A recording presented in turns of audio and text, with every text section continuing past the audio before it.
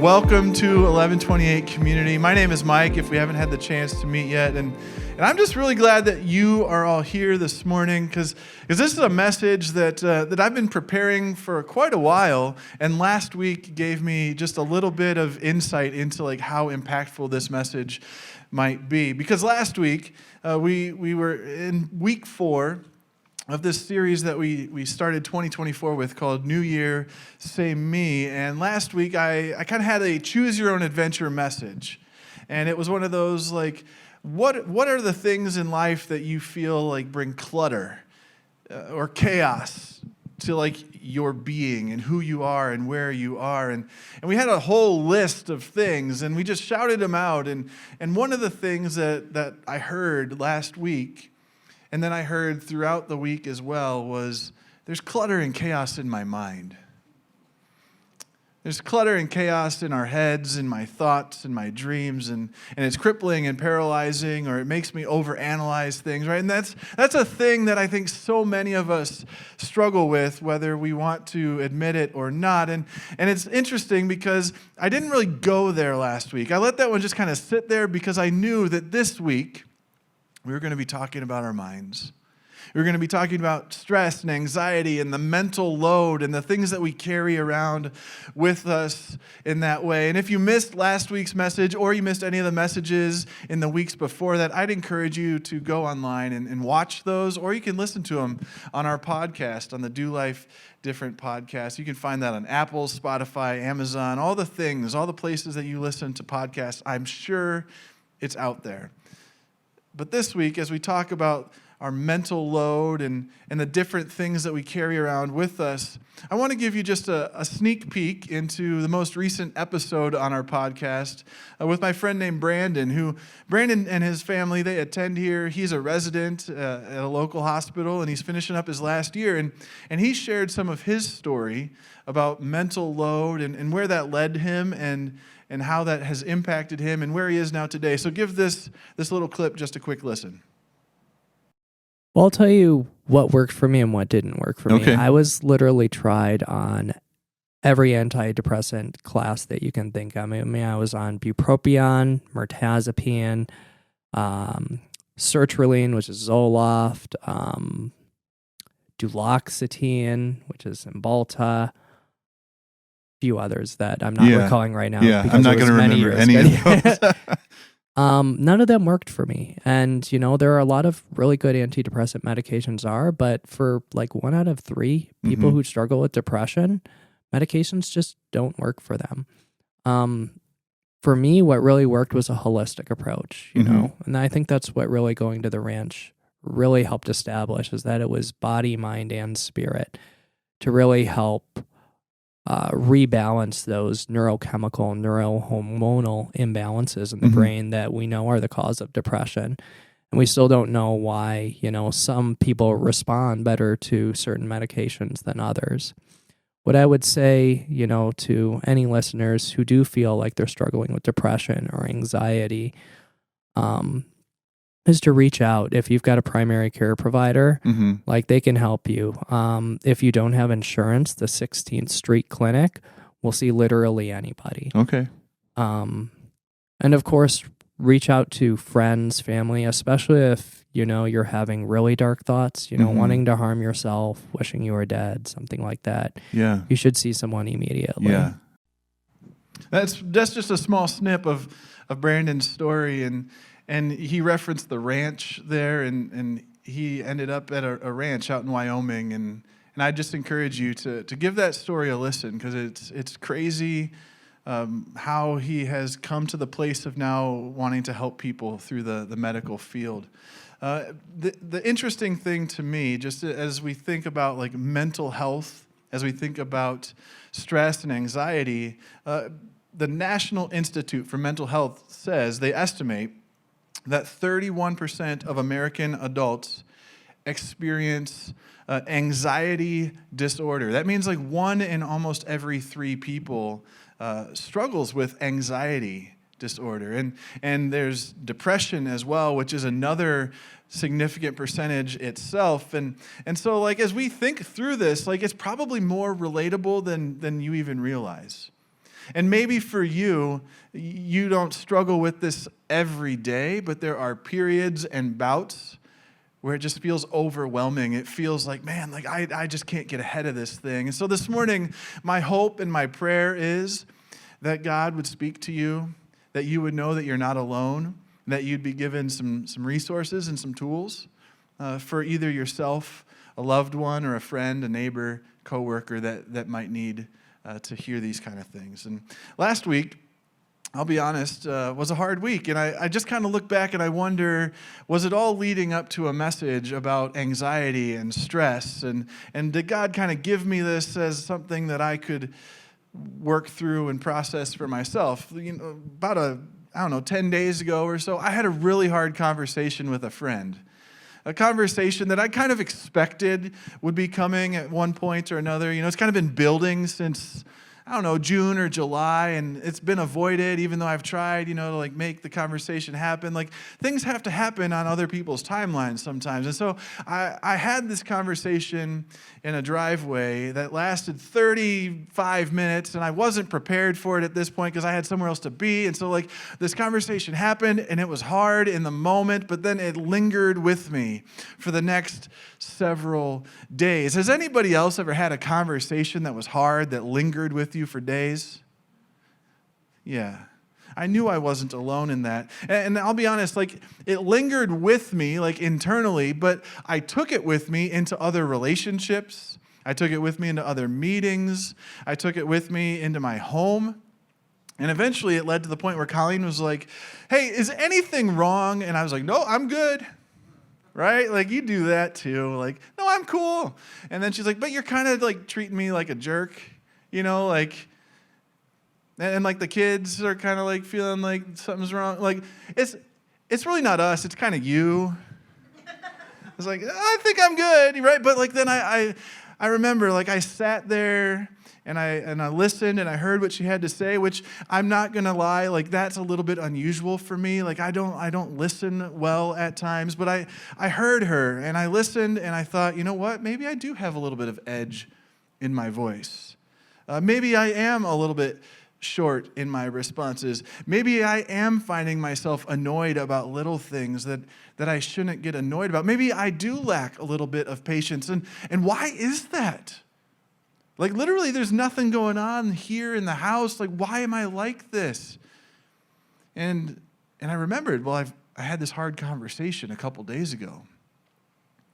And I realized, like, I've been carrying that with me into all these other places, and I've been anxious about like what's next because of this conversation. I've felt like worked up in so many ways, and it comes out in all these other ways. And anxiety, it creates feeling inside of me and inside of you that it just needs to come out. Like, it can't stay in us, right? It creates nervous feelings of worry. It creates dread. Webster's tells us it creates dread. It feels like we need to avoid things sometimes, or we need to avoid certain people at times. Like, anxiety, it works its way out into places that we don't want it to work its way into. I know for me, and maybe you can relate with this, like, when I get anxious, my blood pressure goes up.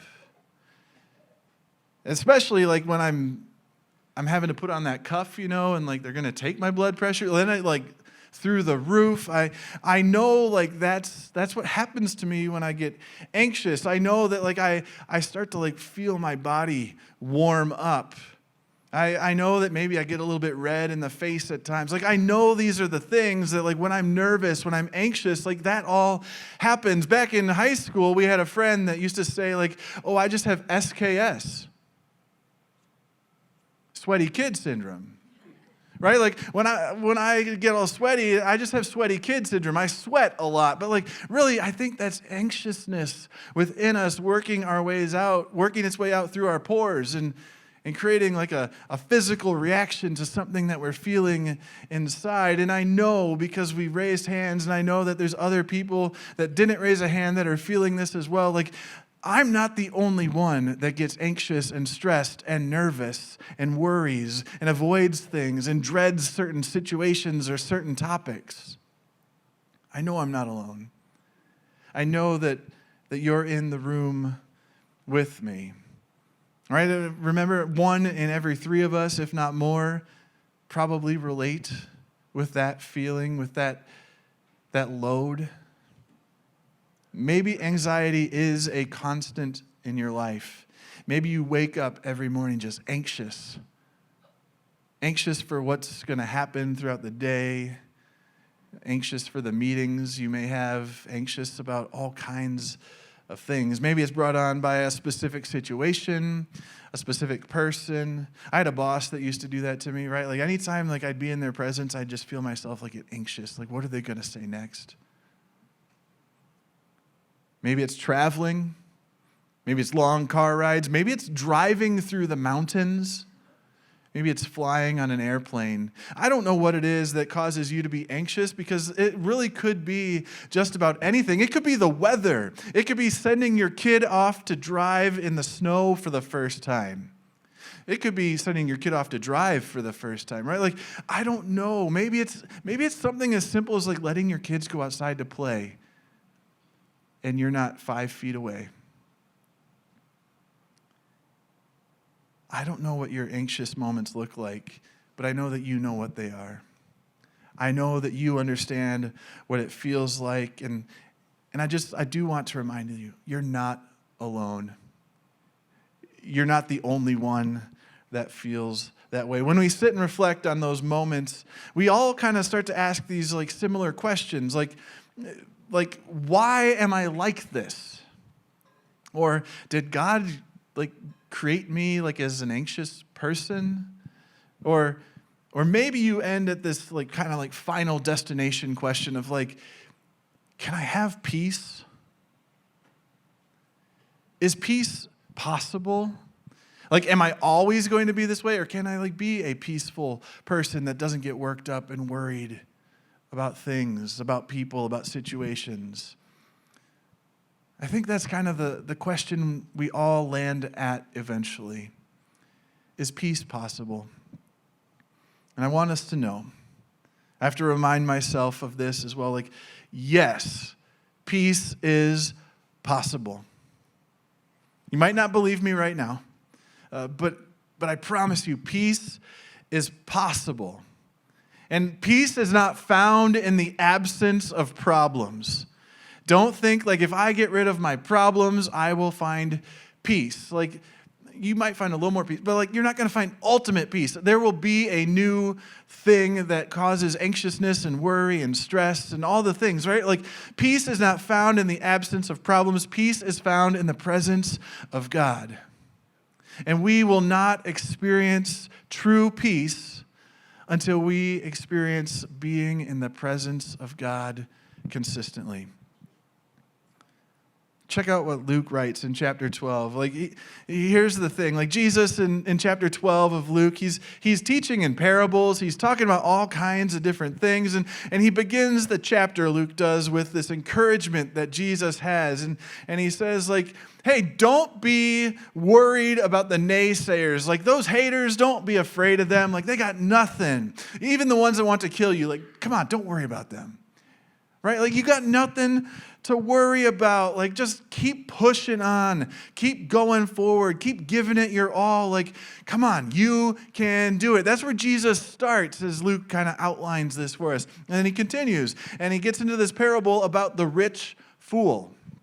I think it's interesting, right? Maybe you find this interesting as well, that there's a rich fool story that Luke incorporates here into chapter 12. And then immediately after this story about the rich fool, we get into the don't worry story. We get into this lesson about don't worry. And I just wonder, is there a connection here? Do we worry about money too much? Maybe you do, maybe I do. I don't want to put that into your head, but maybe Jesus understood that finances can be a significant worry in our life, and maybe this is why it's all put together this way in Luke chapter 12. And so we get don't worry about others, don't worry about your haters, don't worry about your finances. Then we get into the real meat here. Don't worry. And in verse 25, Jesus says, who of you by worrying can add a single hour to your life? Since you cannot do this very little thing, why do you worry about the rest, right? Like the New Living Translation says it this way: can all your worries add a single moment to your life? If anything, science and doctors tell us that worry takes away moments from your life, right? Like can you add moments, minutes, seconds to your life by worrying about it? I think the answer is no. And it's interesting because this word, can you add a single hour? It's got a couple different meanings in the original text. And so it might mean an hour, a minute, a moment, or it might mean like a measurement of length. And so like the question then might be like, can you add a single inch to your height? Can you by worrying about how tall you are or aren't, add an inch to your height? Maybe you've worried about your height. Did you get taller because you worried about it? Maybe you're the lady here that's worried about like finding the guy that's tall enough. Have you added an inch to that guy's height by worrying about him? Like, right? Like, no, we can't add an inch to anybody's height.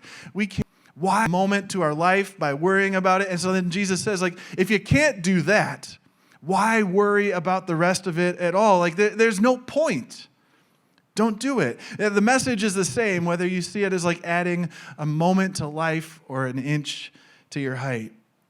Worrying is not going to accomplish anything. Being anxious about those things is not going to accomplish anything.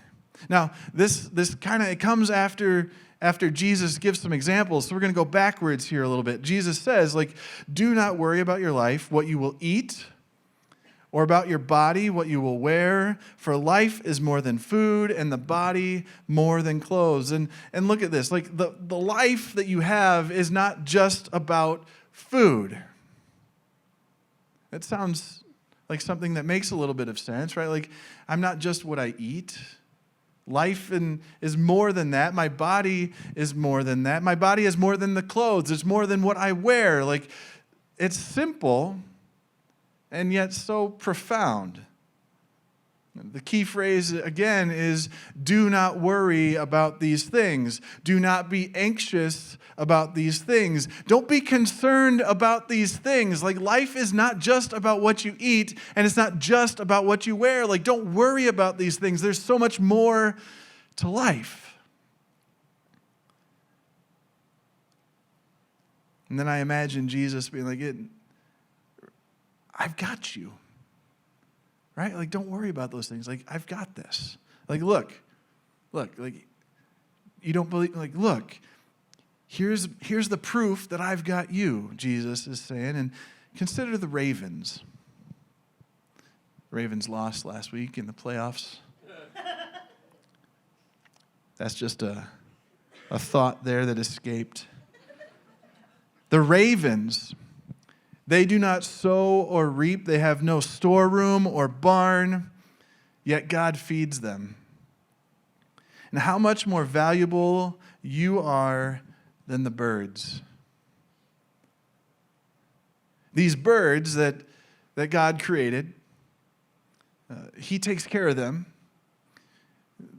They don't have an ability to plant and then harvest.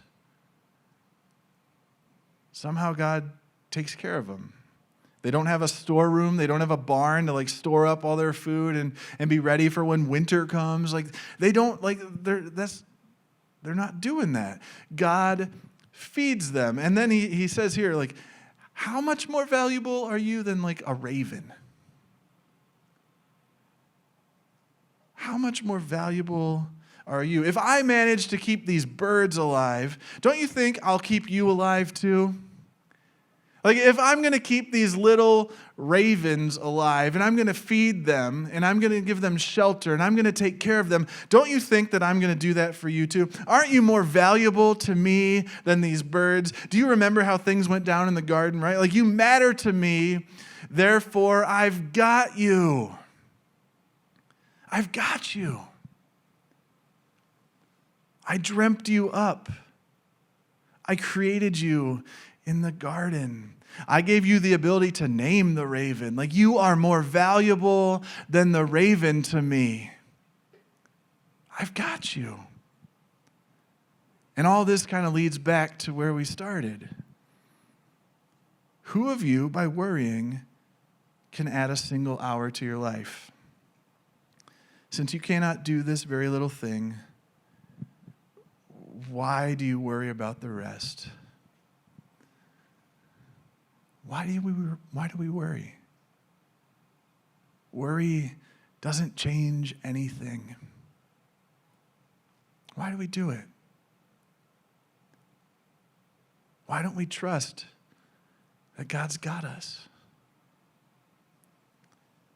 If you're like me, you probably have heard a similar message in a church before or a setting before, and you're like, okay, I got it. Okay. It's pretty simple, don't worry, right? That sounds simple enough, and it's like, okay, I got it. Check, don't worry. But then tomorrow comes and you're like, I am worrying again. What do I have to do? Why? Why am I right back here? Like the guy yesterday said, don't worry, but now I'm worrying. How do I change? What am I going to have to do to be different? How do I stop worrying? How do I stop being anxious? How do I move beyond my anxious thoughts? How do I leave behind that anxiety? How do I leave behind those feelings and those emotions and those things that really cause me to feel paralyzed and crippled, or cause me to treat other people in a way I don't want to treat them, or cause me to not be fully present in a moment? How do I do that? How do I actually stop worrying? Well, remember, peace isn't found in the absence of problems. It's found in the presence of God. And I believe that peace is the complete opposite of worry. Peace is the opposite of being anxious. Peace is something that it's greater than those things.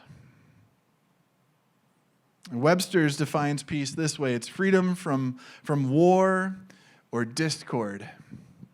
Some of us have a war that goes on in our head each and every day, and it's just this battlefield in our mind. Webster's also says it's an undisturbed mind. It's a mind that's focused. It's clear on where it's going, and it's free of anxious thoughts and worries. It's the absence, Webster says, of mental conflict. It's the presence of tranquility and quiet. I think we all want peace. When we say, how do I stop being anxious? We're really saying, I want to experience peace. I want to experience peace in my mind. I want to experience peace in my relationships.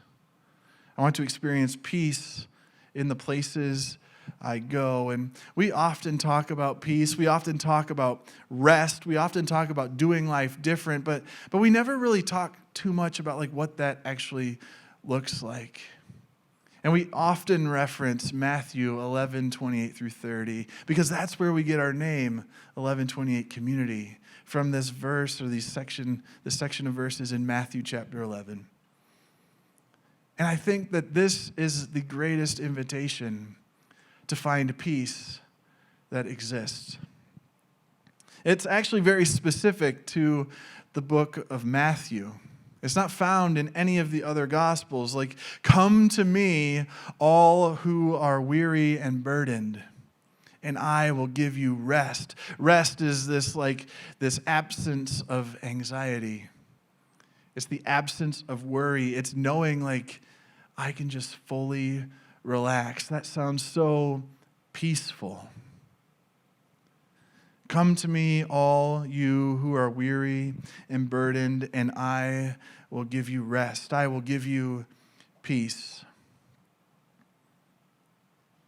Anxiety is a heavy burden to carry.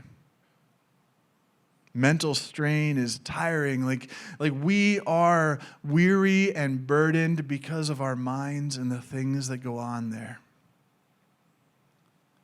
But Jesus says, come to me and you will find peace. Come to me and you will experience rest. Take my yoke upon you. Take my yoke upon you and learn from me. For I am gentle and I am humble in heart. You'll find rest for your souls. For my yoke is easy and my burden is light. This is a yoke. A yoke that you put on two cattle, and together they carry the load. It's meant to be a help when carrying a burden for both cows to have each other. It splits the weight.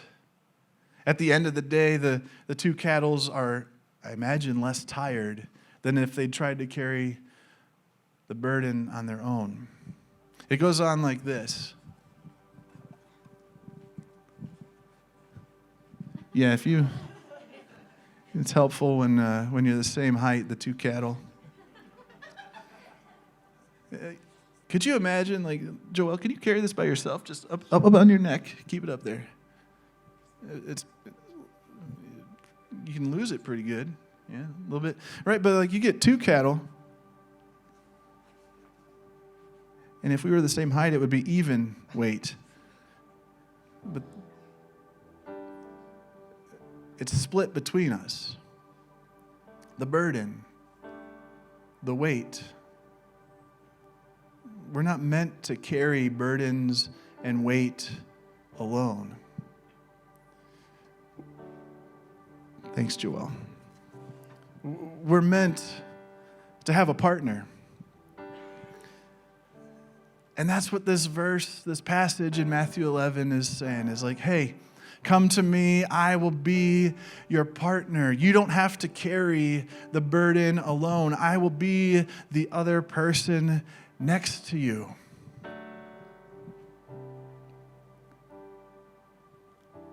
I'll be there with you. Now here's the cool thing. When you got somebody you're partnered up with, you got a lot of time with them. You have a lot of conversations with them. You get to see like who they really are. You get to see like their perseverance. You get to understand their heart, what they care about, what their dreams are, where they are going and where they hope you would go as well. When you are partnered up with Jesus, with this yoke, you're going to learn the heart of Christ. You're going to know his heart for people. You're going to understand more deeply his care for you. You're going to know, like, man, like he is pushing through. He will not back down. Like, we've got this. He's going to be able to impart on you, like, this is where I'm going, and you are a part of this. When you are partnered up with Jesus, you are in the presence of Jesus, and the presence of Jesus is where peace is found, right? Like, peace is not found in the absence of problems. Peace is found in the presence of God, and when you're partnered with God in this way, you're going to start to experience some real peace. You're going to experience a different way of living. You're going to be more hope-filled, more energized, more encouraged. You're going to feel like you got real purpose. And the burden's not all going to be on you to carry alone. The reality is, you're always going to have problems.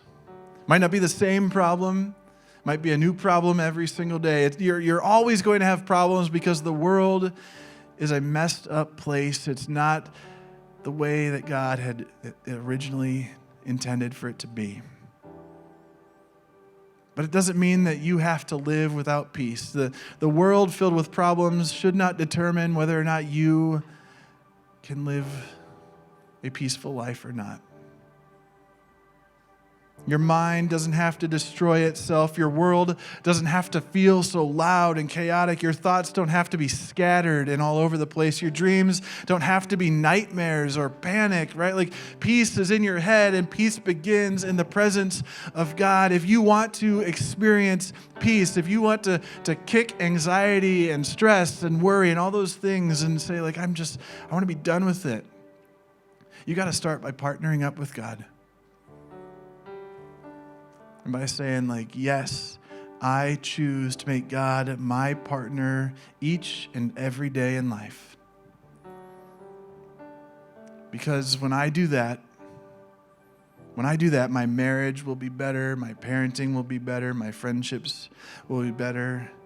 Imagine if you could experience real peace and how that might affect your work, the people you work with even. Imagine if you accepted this invitation to be a partner with Jesus, to be yoked with God the Father. Imagine how much more confident you would be. That's world-changing kind of stuff right there. Every day we have got to say yes. Every day we say yes to something. We say, yes, today I'm going to be anxious, or yes, today I'm going to choose to partner with God because I choose peace. What are you going to say yes to tomorrow when you wake up? Are you going to say, yes, I want to go back to living how I've been living? Or yes, I want to be different today? As we seek peace today, as we hope to lighten the mental load, as we hope to say goodbye to anxiety, stress, and worry, and all the things that we carry with us, know this. Know this. This is what Jesus said to the disciples before leaving them. He said, I am leaving you with a gift, peace of mind and peace of heart, and the peace I give is a gift that the world cannot give you. So do not be troubled or afraid. Do not be troubled or afraid. That's what Jesus offers you when you say yes to being partnered up with Him. This is a blessing that I heard years ago in a church. And I'd love to end this morning's message with this blessing. So would you just stand and receive this blessing? And if you want to put your hands out and receive it that way, you can. If you want to just stand there and receive it as you are, like, totally up to you. But may you go in peace, a peace the world did not give to you, a peace that the world could never take away from you. That is the peace and the knowledge of the love that is Jesus Christ. Amen.